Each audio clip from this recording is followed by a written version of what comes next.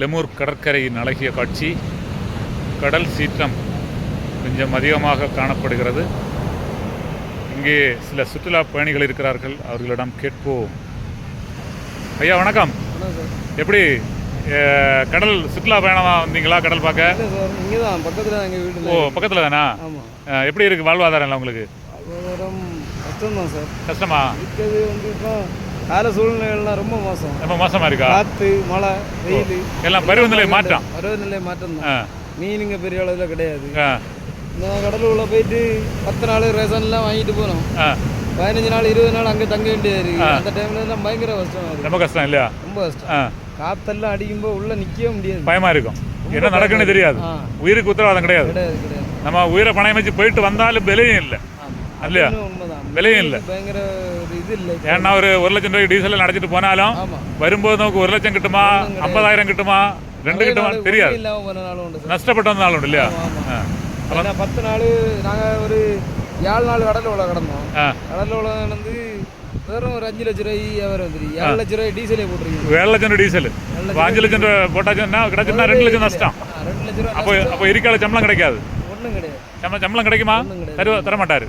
தருவோம், அதெல்லாம் தருவோம். அவங்க வந்து போட்டுக்கார ஆள் வந்து தருவாரு, கடன் வாங்கி தருவாங்க. ஓ, கடன் வாங்கி தருவாரு. அடுத்ததாக கிடைக்காத அதை நிவர்த்தி பண்ணுவார். அதை வந்து இது பண்ணுவோம். அது இந்த மீன் குறைவாக கிடைக்க காரணம் என்ன? மீன் குறைவாக கிடைக்குதுன்னா இப்போ வந்து மழை காலம்.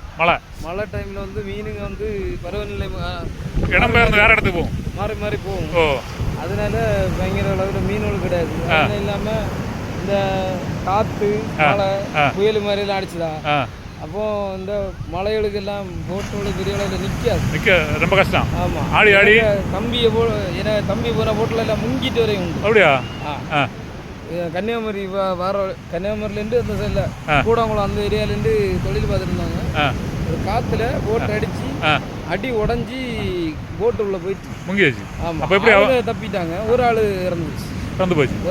எப்போ நடந்தது இது? வந்து ஒரு 3 மாதம் ஆச்சு. 3 மாதம் ஆச்சு. அப்போ போட்டு தாண்ட பிறகு அவங்க எப்படி நீந்தி வந்தது? இல்லை, வேற ஒரு போட்டில் தகவல் சொல்லி, ஓ, வேற ஆட்கள் தொழில்நுட்பம் மூலமாக வந்து வேற ஒரு போட்டில் வந்து விழிச்சு அவங்க வந்து இந்த போட்டில் உள்ளவங்கள காப்பாற்றி ஒரு ஆள் மட்டும் அவங்களால ஏற முடியல.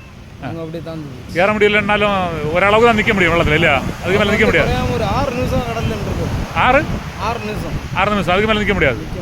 ஏன்னா தாச்சு ரொம்ப ஆழம். ஓ, தாச்சு. இந்த கரையில் நிற்கலாம் எவ்வளோ, கடல் உள்ள நிற்க முடியும். சில ஆட்கள் 1 மணி நேரம் 2 மணி நேரம் நிற்க தகவல் சொல்கிறாங்க. வந்து எதாவது பிடிச்சிட்டு நிற்பாங்க. அப்படி எல்லாம் நிற்க முடியாது இல்லையா? பிடிக்காம நிற்க முடியாது. சரி சரி.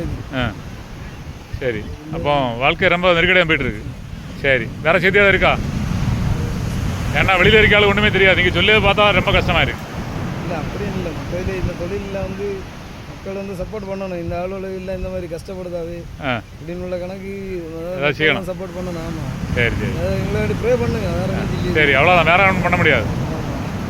ஆண்டவர்கிட்ட கேட்போம், ஆண்டவரே இதுகளுக்கு ஒரு நல்ல ஒரு வழியை கொடுக்கணும் அப்படின்னு. வேற எதுவும் செய்ய முடியாது இல்லையா? சரி, ஓகே, மகிழ்ச்சி.